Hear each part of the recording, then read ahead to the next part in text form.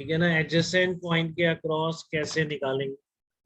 तो देखो, आपने ये एडजेसेंट पॉइंट से आपने फेस डायगोनल देख लिया, बॉडी डायगोनल देख लिया, अब एडजेसेंट ही बच गया क्योंकि बाकी सारे हो गए, कोई भी बचा नहीं इसमें। कोई से भी दो पॉइंट इन तीन के अलावा चूज नहीं कर सकते। कोई भी दो पॉइंट लेंगे, या तो एडजेसेंट होंगे या फिर आपके वो फेस डायगोनल के होंगे या फिर वो बॉडी डायगोनल के होंगे, इसके अलावा तो कोई पॉइंट्स ही नहीं। तो हमने करा था ना एक इक्विवेलेंट रेजिस्टेंस वाली प्रॉब्लम है, ऐसे ही तो देखा था कि दो चार्ज के बीच की डिस्टेंस या तो ए है या √2a है या √3 है। तो वही दो ही भी दो पॉइंट्स लोगे, आइदर वो एडजेसेंट पॉइंट्स है या वो फेस डायगोनल है या फिर वो बॉडी डायगोनल।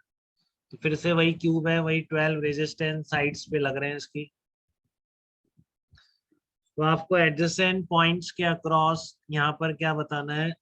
इक्विवेलेंट रेजिस्टेंस बताना है। तो वही तरीका है, यहाँ पर जीरो बोला, यहाँ पर कैपिटल V बोला। ठीक है। अब ये रास्ते बिल्कुल सेम है, इन रास्तों में कोई डिफरेंस नहीं हो सकता। यहाँ से भी दो मिले, यहाँ से भी दो मिल रहे हैं। ठीक है ना। और आगे भी जहाँ जा रहा है, एक बैटरी की तरफ जा रहा है, दूसरा इधर जा रहा है, इसमें भी एक बैटरी की तरफ जा रहा है, दूसरा उसी पॉइंट। ठीक है। तो ये दोनों रास्ते बिल्कुल सेम है, तो यहाँ पर अगर x मानोगे तो यहाँ भी x मान लो। अब वही अपोजिट पाथ भी है इसमें, तो इसको जैसे करंट दी होगी दोनों को, जैसे यहाँ से लेगी मतलब x-0 से, वैसे ही यहाँ पर देगी। तो इसलिए यहाँ पर आपका क्या आ जाएगा? v-x आ जाएगा।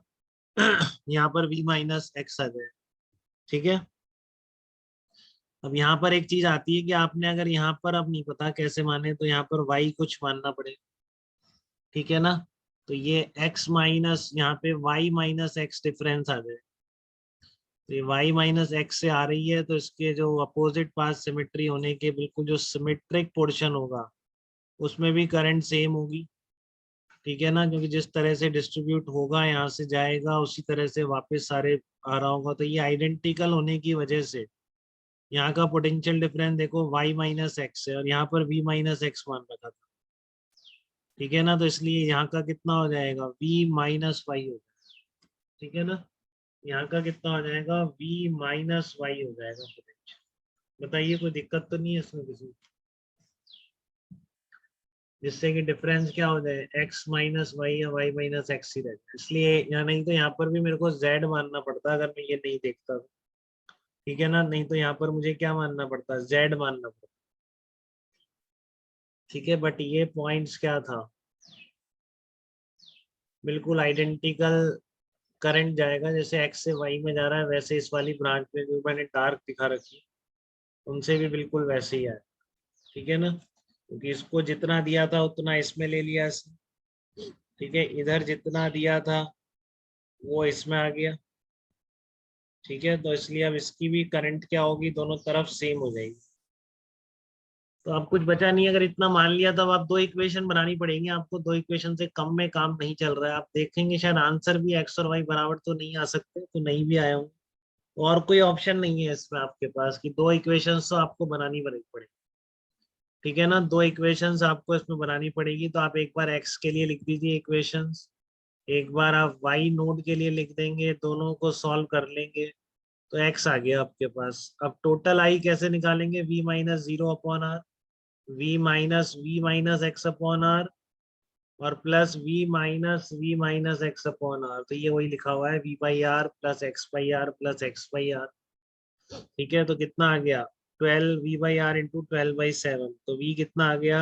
i इंटू 7r/12 आ। तो फिर से आप देख लेंगे कि क्या v/i का रेशियो जो आता है वो क्या होता है? वो आपका इक्विवेलेंट रेजिस्टेंस कहलाता है। ठीक है ना। v/i का जो रेशियो आएगा वो क्या कहलाएगा? इक्विवेलेंट रेजिस्टेंस कहलाएगा। तो कितना आ गया आपका? 7r/12 resistance. तो इस तरह से आपका एडजेसेंट पॉइंट्स के अक्रॉस इक्विवेलेंट रेजिस्टेंस कितना होगा? 7r/12 होगा। ठीक है। एडजेसेंट पॉइंट्स के अक्रॉस इक्विवेलेंट रेजिस्टेंस कितना होगा? 7r/12 निकल के आया। तो बताइए यहाँ तक बेटा, किसी को कोई भी दिक्कत तो जरूर बताए मुझे। बट ये कई बच्चे आज गायब लग रहे हैं, ऐसा क्यों है? कहाँ चले गए आज बच्चे? और नहीं पढ़ पाएंगे? रुचिर तो है, रुचित नहीं होगा आज, रुचित नहीं है। ये काफी कम बच्चे आ रहे हैं क्योंकि तीन तो बाहर वाले वही है।